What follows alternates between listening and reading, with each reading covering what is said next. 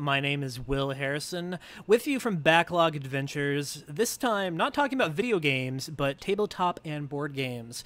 As many of you know, I am the video game critic in a freelance capacity with the Toledo Blade in Toledo, Ohio, as well as a games reporter in general. And we're looking to branch out just a little bit here with the Backlog. And today we have a brand new tabletop game in the form of Harry Potter Battle for Hogwarts cooperative deck building game. Now, for anybody that knows what all those words mean put together, you might be pretty excited. But really, I didn't know anything about this game up until about a month ago when I just happened, not even a month ago, really a couple weeks ago, I had just had a birthday. I got some money in the form of an Amazon gift card, and I haven't sat down and bought a new game in a while. So I immediately went to Board Game Geek and looked at what was hot, and I inexplicably saw this Harry Potter board game that was in the top 5, and it intrigued me because I've been going through this Harry Potter habit in the last 2 months, finally listening to the audiobooks, going back and watching the movies, and kind of comparing and contrasting them and figuring out, I guess, my general thoughts on the series, because I watched all of the movies first and never read the books. So I feel like I have a very odd viewpoint on the series as a whole. So now that I've been going back and listening to them, I've kind of been digesting all things Harry Potter, and this board game comes along from the folks at USAopoly, which, if you're like me, instantly raised an eyebrow, and maybe even some suspicion, because when I think of USAopoly, I think of shoddy, off-brand Monopoly games. It's if Monopoly is Transformers, then USAopoly are GoBots. I mean, that's really the only way I can think of it. But the early reviews I saw from people that had tried it at Origins and Gen Con said that it was a really strong game that uses the movie license really well and kind of rises above the creator's past work. So I've got it here with this massive box. It's in the shape of a trunk, which is already a really nice presentation. I give them credit. They really went out of their way to use the representations of the movie in a way that doesn't feel just like a cheap cash-in, because I could easily see something Harry Potter related, especially since this has the WB stamp, feeling like a money grab. But immediately, I feel like there's some authenticity and charm to it. Here's a close look at the back of the box. As you can see, it has some examples of the cards. And this is a little bit different from standard deck building games. A majority of deck building games are competitive. A few, like Legendary and DC Deck Building Game, have a built-in cooperative element, but I've always found them lacking. Legendary less so, because it's more of its main focus, and you can actually have a lot of fun being competitive while being cooperative. But for the most part, you don't really think about deck building games being cooperative. When you think of cooperative, you think of things like Forbidden Island, Pandemic Legacy, and things like that. So I immediately was intrigued by this because, and this is the hook that I'll explain as I get this massive box open. I mean, really, this thing feels like it weighs about 8 or 9 pounds. The gist is that each movie/book from the film is its own deck. Of specific cards with specific scenarios, specific characters, and its own feel and flow. And you are adding the different deck books to the base book 1 deck. So you always start with book 1 as your base deck. And as you add books, you're adding not only difficulty, but you're adding more complicated cards, more scenarios, and you're even changing things like your character cards. Your character cards begin with like Harry, Hermione, Neville, and Ron as, their year 1, like, oh dear lord, we have children trying to act selves. And by the time you look at the book 7 cards, it's, Hermione and Harry, like, covered in ash, post Battle of Hogwarts, which adds a lot of flair to it. Like, if they were going to use the game license like that, I feel like that was the best way to do it. And cheers to them for, I think, avoiding the Lord of the Rings problem. Anybody who was into buying video game, board game stuff during the height of the original Lord of the Rings trilogy knows that there were some really bad cash-ins. There was just a lot of bad stuff there. And lo and behold, besides, the main games made by EA, I feel like Harry Potter's avoided that. They've made a lot of interesting things that weren't just cheap cash-ins. The thing I always think of is the Harry Potter card game that came out around, I think, 2002, 2003, is known not only for being made by Wizards of the Coast, but was notoriously difficult to pick up. It was a complicated game, which you wouldn't have expected as something that they were clearly marketing to kids. So as I open this, the box comes off. The first thing you see is the game board, and I was really glad they included a standard game board. Games like Legendary have mats, but they either come separately or when you get them, they leave this like funky odor. Like I have Legendary Encounters Alien, and while it came with this great mat, the entirety of the contents of the box just smell like that weird warped plastic, as if it was just shipped from a factory in China, and it probably was. But here we have a nice cardboard mold board game that folds out, that not only has the trappings of the Harry Potter series, but also has a little bit of a Marauders map vibe to it. In fact, when you look at the back, picture of the Marauders map right there. Immediately, once again, really good use of the IP all around, really. So this is a nice sturdy board. I'm always weary of boards that fold open like this because I'm always worried that this hinge is gonna fly open. But this is really strong cardboard. Seems pretty resistant. It looks like it's coated around the outside, so it might even be a little bit water resistant as long as you don't let things settle on it. So we're always off to a pretty good start. And I think this is where a majority of the heft comes from. This board in itself pretty heavy. So we move on. It has a not small rule book.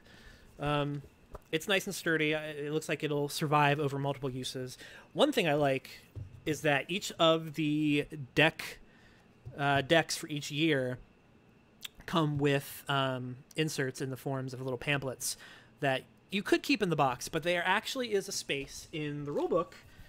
You can't really see it very well here, but there are individual pouches for each year where you can just put the rulebook for each game right in. That's a nice touch, because I think we all know that there's a problem with buying some games, and I'm looking at you, Betrayal at House on the Hill. You just get this massive amount of little bits and pieces, and the rule books never fit anywhere, and you inevitably just try to shove them into the box. It's no good. But I like this, and there are really great visual examples, big full examples of what the game setup should look like. It's not obtuse like most of Fantasy Flight's stuff. Don't get me started on Fantasy Flight. I got Star Wars Imperial Assault for my birthday last year, and we still haven't learned to play it because the 4 rule books just scare me away every time. Not to mention, I need to put together some of those figures. The AT-AT is shockingly complicated to put together. Looking through it, though, this is a great rulebook. It recommends that you start with, what is it? After reading these rules, if you feel comfortable and are familiar with deck building games, we recommend that you proceed directly to Game 3. Open the Game 1, Game 2, and Game 3 boxes, review the rules and close in each, and start your adventure there. So the idea of the game is that it is your standard deck building trope of trying to build up cards by buying cards, which in turns make your deck larger, which in turn lets you buy more cards, which in turns yada yada yada. But the competitive aspect comes in that you are fighting not only built-in scenarios from each book that are tailored to each book, but the villains that you would expect. So going through some more of the contents here, we have individual character board sheets. Once again, some pretty high-quality cardboard. It's held together by some loose plastic in the form of a little rubber band. It doesn't bend much. That's really nice. I had other games like King of Tokyo where I worry about how much the cardboard is going to hold up over time, but this fits really well. Moving on, and I'm going to clear the box out before I show the inside of the box, because I think it's important to show the card holding capabilities of this box once you have everything out. Though there may even not be a point, because honestly, and I will show this, they lay out the individual years really well. just like that, 1, 2, 3, 4. And you can see that 1 and 4 are supposed to be the, I would say, base versions. It looks like to me that the way it's broken down is that playing 1 through 3 is the base game, and you can keep adding, but 4 would probably be the starting point. I'm looking forward to jumping into the rules a little bit more and seeing how it's laid out. So here we have one bag, pieces from the game already popped out, which is good. No sheets of corrugated cardboard you have to deal with. Nice solid bag that it's a little dirty on the inside of, actually. It's probably just factory dust. So we have individual pieces that are your standard build for cardboard in most of these games that you see. Nothing out of the usual. There's individual pieces for tracking points scored, looks like attack power, things like that. Once again, they're themed around the minutia of Harry Potter. The other little game pieces are these metal Death Eater marks that, let's see if I can get them. Might not be able to, but these came out really well. They're really solid metal. If you drop one, you're gonna hear it. So anybody with a glass table like me, you can definitely hear it when it falls, but it's not so heavy that it's gonna break anything. These cool little metal medallions that are used to track the enemy's progress on the game board as you go through. So once again, a nice visual touch where they could have gone with something a little cheap and chintzy, but instead you get some really nice solid metal. It's so rare anymore that you get good metal pieces with board games outside of Monopoly. And really, I wish more would. For the expansion for Betrayal that's coming out, I really wish that the figures and the pieces had some more solid metal or even some sturdier plastic. Alas, the creators have said that they aren't even going to be supplying new game boards or those little tombstone-shaped plastic pins. So if you're unhappy with the ones that came with your original version of Betrayal, it's not going to fix it. So you might want to find another avenue. Moving on, I'm going to open up the Game 1 box here. Once again, it's themed really well. It's a nice solid box. Who knows if it'll last, multiple uses. But one of the things I do like is that because each game and movie box has its own specific cards, these do come broken down by card type in individual sleeves. Which I am a big fan of because it at least gives me the opportunity to sort those on the fly. Okay, I've got to show this card because that's just the best. Poor Crookshanks. The book one deck contains all your basic cards, including turn order cards, scenarios, how to win. Looks like they have one of those for each of the players, which is really good. They're broken down by ally cards, item cards, more item cards, actually, including favorites like the beans. More ally cards. And what I like is that they leaned into how the early movies and the early books are a little more kid-friendly, a little more childish. Like, for instance, one of your allies is Trevor the Frog. Because why not? And then in the back, we have dark art events that are in the form of... Let me get the plastic off there. It might look a little better. My camera doesn't pick them up great. But these are solid cards that are a little thin for what you'd expect for a deck building game. But these are such an odd shape that you're not going to really be able to put them into sleeves, which is a problem. But each of these correlate to a different in-game effect. It reminds me a little bit of in Legendary with the plot twists and schemes system. So it looks like if you're familiar with that, then this will be very similar too. So moving on, one thing I did notice is that all of these dark art cards, they don't match up to book one. But that might be because book one is kind of the base book. So we'll open up book two real quick and see how it changes. So we had your standard scenario on how to win there. And I'm assuming book two and 3 decks have a little bit more, since the base game tells you to start with 1, 2, and 3. So moving on to, it's a little bit thinner. It probably has an insert, if I remember correctly. I looked at 7 earlier. This is really my first look at this, along with all of you. Not all of them match. In fact, there's some cards that didn't even fall into a sleeve, which is a little weird. So we've got more event cards, more dark art cards. They have a theming on the back so that you know which ones are which is nice. We have additional ally cards, and as you can see, they're marked with what box they belong to. So it says Game 2 in the corner over here, next to this fantastic Ginny Weasley card. So at least that will make sorting these out a little easier. I understand why they couldn't put different colored backing on the back for each one, because that would just get complicated. However, once again, good use of the license by having the Hogwarts emblem on the back. That's nice. I like that. And here we have one of our first inserts that changes rules. So as you can see here, it has like end of game changes and scenario stipulations. You open them up and it changes not only how your heroes are prepared, but how the game will be set up. And general reminders. So it looks like that if you're playing with new people, it might be good to have those out ahead of time and put into the rulebook in your individual slots. So we will skip ahead, and I only open up one more deck because I'm not going to bore you with the details. This is more of a general review of the quality and consistency of the contents of the game. So we've got deck 4, and it is as large as deck 1, a little lighter. I'm guessing because it is, once again, just more of an add and expansion. And actually, this is interesting. I wasn't expecting this. Dice come in book 4,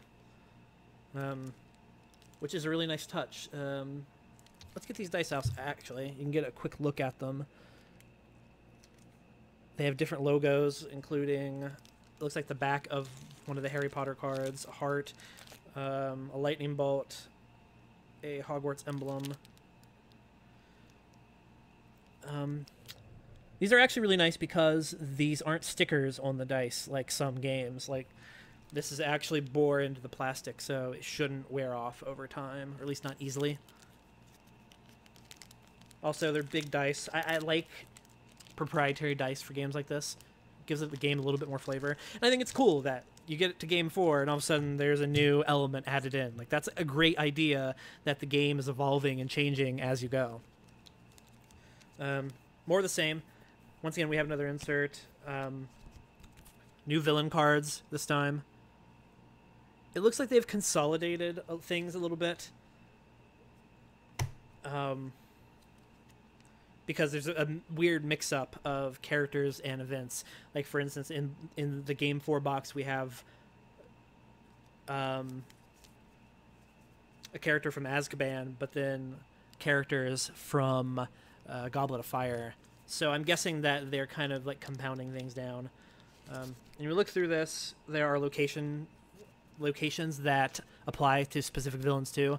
So it looks like there's a little bit of how Legendary is set up, where you're moving cards through like a gauntlet that once they get to the end, it means that something positive happens for the villains while you're trying to like steal those cards, would be my initial guess. Once again, we have another rules insert. More rules. I like that things are laid out in plain, large text. That really helps. Once again, I'm looking at you, Fantasy Flight. You only don't need 40 pages for something you could have explained more succinctly in 5. So I will take all of these out real quick because I think it's important to show the inside of the box.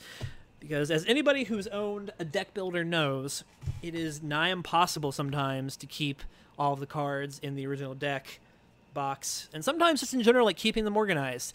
Not to harp back on it, but Legendary is a great example because none of the cards come organized with their types, so you have to shuffle them and sort them out yourself. But then they just include these weird foam blocks, which, great. Like, they were supposed to hold the cards up, but instead they go flying everywhere.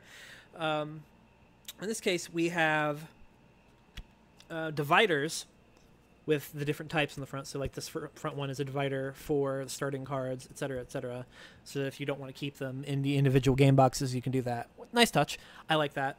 These are a little flimsy, so I would have liked something plastic or maybe even vinyl, vinyl coated really.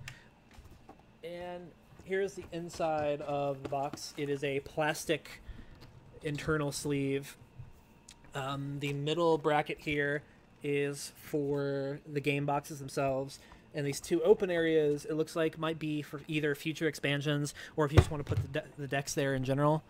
There's definitely some room to expand, so I'm wondering what all the space is for, but I appreciate that it's not just like two drawer shaped like crevices. These actually have some depth to them so that you can stand things up without any concern of cards falling over in transit, because I just moved, and in the process so many of our games got shuffled and jumbled so that when we opened them up we had to deal with the ramifications of moving 20 hours away, and who wants that?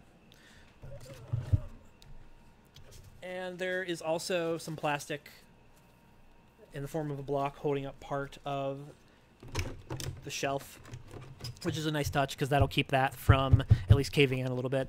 This is a nice sturdy box. It's not weirdly shaped, which is good. If you could see my board game shelf, there are a multitude of boxes that are oversized and overhefted, and it just makes it really hard to store them. But this looks good. So I look forward to jumping into this. I am probably going to review this for the Toledo Blade. It's trying something new in the coming weeks. And if you visit us on backlogadventures.com, I will probably have not just a written observation and impressions of when we finally play the game, but hopefully some video content as well. If you want to know more, if you want to keep up with me, follow me on Twitter at @UHarrison. The word double, the letter U, Harrison. And once again, I'm Will Harrison, freelance for the Toledo Blade and games writer. Thanks for visiting us, and until next time, keep your cards in order.